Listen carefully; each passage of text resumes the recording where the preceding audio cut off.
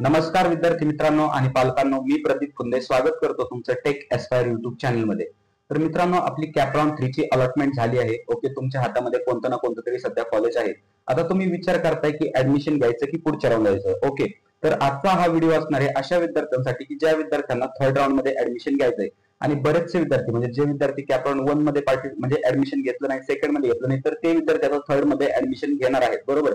तर यासाठी आपल्याला सीईटीने एक स्पेशल टाइम पण दिलाय ऍडमिशनसाठी, त्याचबरोबर आपल्याकडे ऑप्शन पण आहेत फ्रीज किंवा बेटरमेंट चूज करण्यासाठी। तर ठीक आहे मित्रांनो, या व्हिडिओमध्ये मी तुम्हाला एक्सप्लेन करणार की नक्की तुमची कॉलेजमध्ये जाऊन, समजा तुम्हाला जे कॉलेज अलॉट झालं त्या ठिकाणी जाऊन तुमची ऍडमिशनची प्रोसिजर काय असणार आहे, त्याचबरोबर तुम्हाला कोणकोणते डॉक्युमेंट तुमच्या सोबत असणं आवश्यक आहे, त्याचबरोबर त्या डॉक्युमेंटच्या किती झेरॉक्स किंवा त्या डॉक्युमेंटच्या स्कॅन कॉपीज तुमच्याकडे पाहिजेत की नको। ओके, त्याचबरोबर तुमची जी फीज आहे, कॉलेजची जी फीज आहे ती वन टाइम पेमेंट करायची की इन्स्टॉलमेंटने असणार आहे, त्याचबरोबर तुम्हाला किती फीज पे करायची, त्याचबरोबर कोणत्या मीडियमनी फीज पे करायची, म्हणजे फोन पे गुगल पे वापरून करायची की डीडीने करायची की चेकने करायची किंवा कॅशने करायची। या सर्व गोष्टींबद्दल हा व्हिडिओ असणार आहे, त्याच्यामुळे व्हिडिओ हा शेवटपर्यंत पहा। आणि जर तुम्ही आपल्या चॅनलवर नवीन असाल तर प्लीज फक्त आपल्या चॅनलला सबस्क्राईब करा। तर ठीक आहे मित्रांनो, सुरू करूया व्हिडिओला।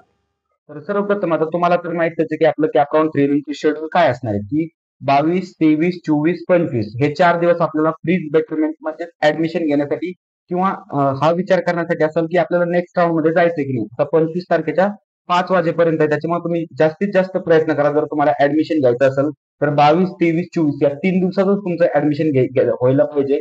25 तारखेला कुणीही ट्राय करू नका at the time of directly admission घेण्यासाठी। त्याच्यानंतर विसरू नका तुम्ही की तुम्हाला लॉग इन मध्ये जाऊन फ्रीज किंवा बेटरमेंट चूज करायचं। बरं, तुम्हाला ऍडमिशन जरी घ्यायचं असेल तर तुम्हाला जायला लागेल लॉग इन मध्ये आणि त्या ठिकाणी फ्रीज ऑप्शन चूज करायला लागेल। आणि जर तुम्हाला नेक्स्ट राऊंड म्हणजे फोर्थ राऊंड मध्ये जर जायचं असेल तर बेटरमेंट चूज करायला लागेल। फोर्थ राऊंड मध्ये जाण्याच्या अगोदर लक्षात ठेवा की फोर्थ राऊंड मध्ये समजा तुम्हाला जे सर्व ऑप्शन्स असतात म्हणजे जेवढे तुम्ही ऑप्शन फिल कराल त्याच्यापैकी कोणतंही जरी लागलं तरी ते तुमचं ऑटो फ्रीज असणार आहे। म्हणजे तुम्ही ऍडमिशनची तयारी करूनच चला। सध्या हा जो प्रेफरन्स लागला तुम्हाला थर्ड राऊंड मध्ये, तर त्या राऊंडच्या अनुषंगाने तुम्ही त्या प्रेफरन्सच्या अनुषंगाने ऍडमिशन घ्यायची तयारी करा। म्हणजे समजा मला या कॉलेजमध्ये ऍडमिशन घ्यायचंय, ठीक आहे, जर बेटरमेंट भेटली नाही तर, कारण जर बेटरमेंटचं कसं तर फोर्थ राऊंड मध्ये थोडेसे चान्सेस कमी असतात, कारण मोस्ट ऑफ स्टुडंट तुम्ही ऑब्झर्व केला असेल की 22, 23, 24, 25 आपल्याला 4 दिवस दिले हे ऍडमिशन घेण्यासाठी आणि बाकीच्या कॅप राऊंड्सला 3 दिवस आहेत। म्हणजे याच्यावरून आपण असं ठरवू शकतो की या कॅप राऊंडला जास्त गर्दी असणार आहे ऍडमिशन घेण्यासाठी, त्याच्यामुळे ज्या वॅकंट सीट आहेत त्या कुठेतरी कमी असणार आहेत फोर्थ राऊंडसाठी। ओके, तर त्याच्यानंतर नेक्स्ट म्हणजे समजा आता तुम्हाला समजा जर तुम्ही ठरवलं असेल तुम्हाला या पर्टिक्युलर कॉलेजला ऍडमिशन घ्यायचंय, तुम्हाला त्या अलॉटेड कॉलेजला, तर सर्वप्रथम काय करायचं की त्याची जी वेबसाईट असते, कॉलेजची वेबसाईट, प्रत्येक कॉलेजची वेबसाईट असते।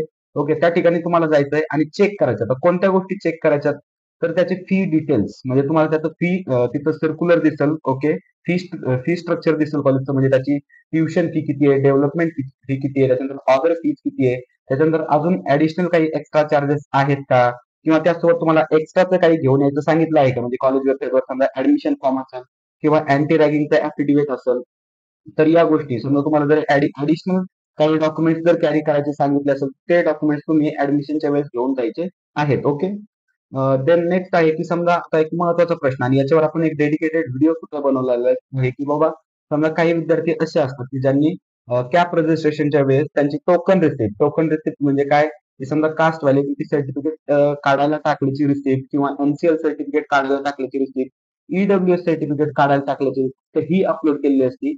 पण आता तुमची ऍडमिशनची वेळ आली, त्याच्यामुळे या ठिकाणी तुम्हाला ती रिसिप्ट वापरून चालणार नाही। तुम्हाला जे तुमचं ओरिजिनल डॉक्युमेंट होतं तर ते डॉक्युमेंट तुम्हाला या ठिकाणी लागणार आहे।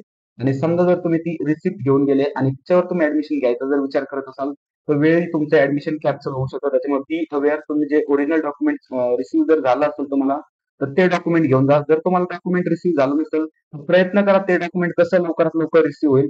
आणि समजा त्याच्यावर एक ऑप्शन पण आहे, समजा तुम्हाला जर वाटत असेल की तुमचं डॉक्युमेंट आता लवकर येणार नाही, त्याच्यासाठी वेळ लागणार, तर त्याच्यामुळे तुम्ही काय करू शकता, ज्यावेळेस तुम्ही फोर्थ राऊंड मध्ये जाणार ना तर त्यावेळेस तुम्हाला तिथे एक पॉपअप ओपन होईल की त्या ठिकाणी तुम्हाला विचारलं जाईल की तुम्ही ओरिजिनल डॉक्युमेंट सबमिट केलं नाही।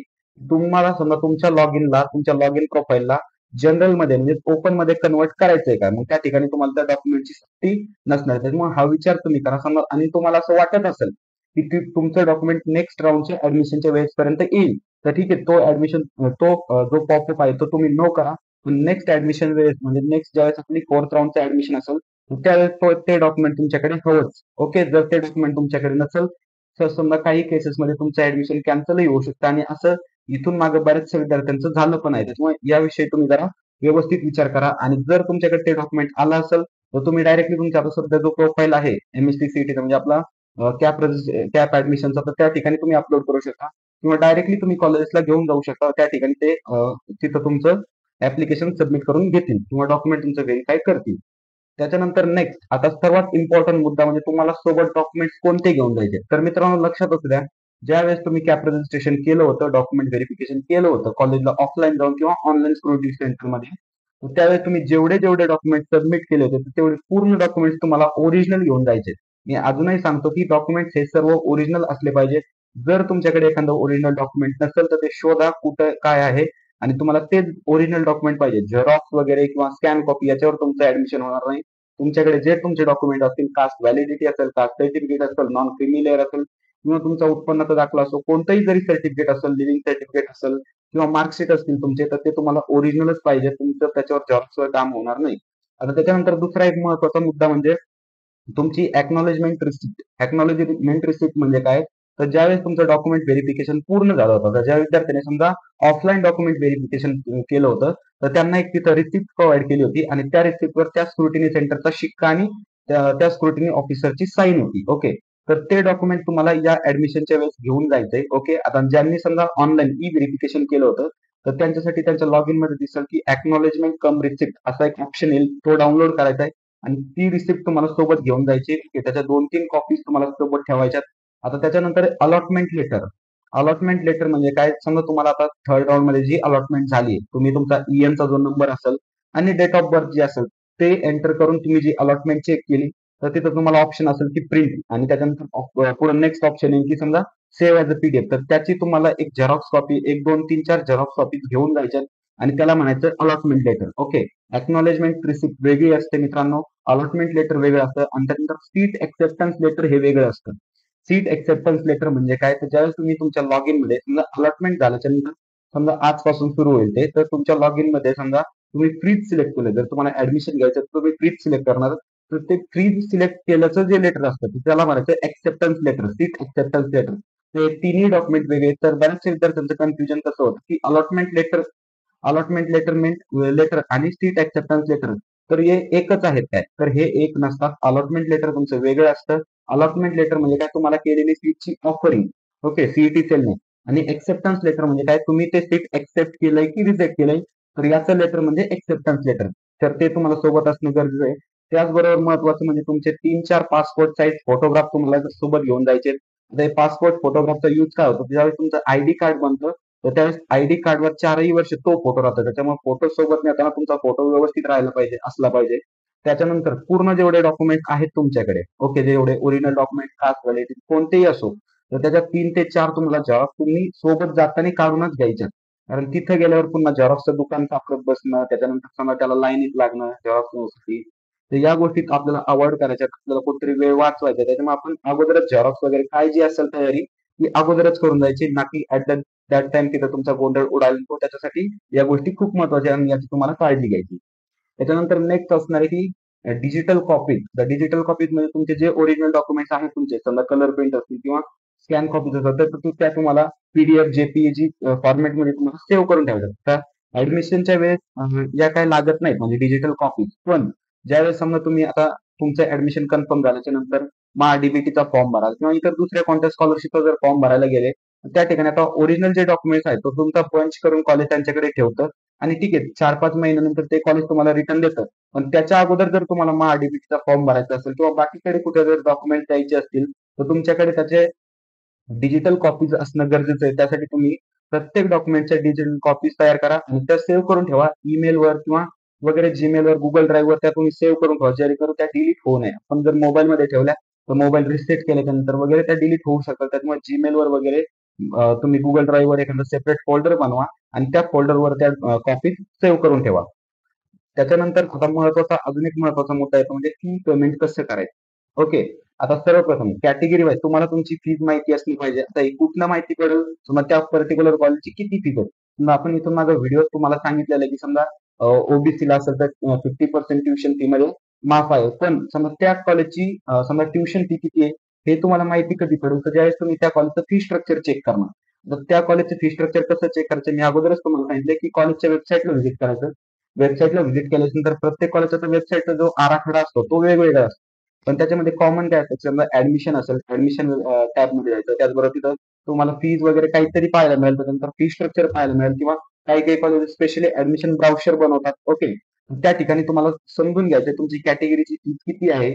ओके, त्याच्यानुसार आता तिथं असाही ऑप्शन प्रोव्हाइड केला असेल की डिमांड ड्राफ्टसाठी कॉलेजचं नाव. ओके, तर ते ऍज इट इज नाव किंवा ते जे ऍज इट इज तुम्हाला डिटेल्स आहेत. आता डिमांड ड्राफ्ट म्हणजे थोडक्यात तुम्हाला एक्सप्लेन करतो. तर डिमांड ड्राफ्ट म्हणजे काय, तर तुम्ही तुमच्या बँकेतून हे बनवून घ्यायचं असतं. म्हणजे तुम्हाला तुमची कोणतीही बँक असो, बँकेमध्ये जायचं.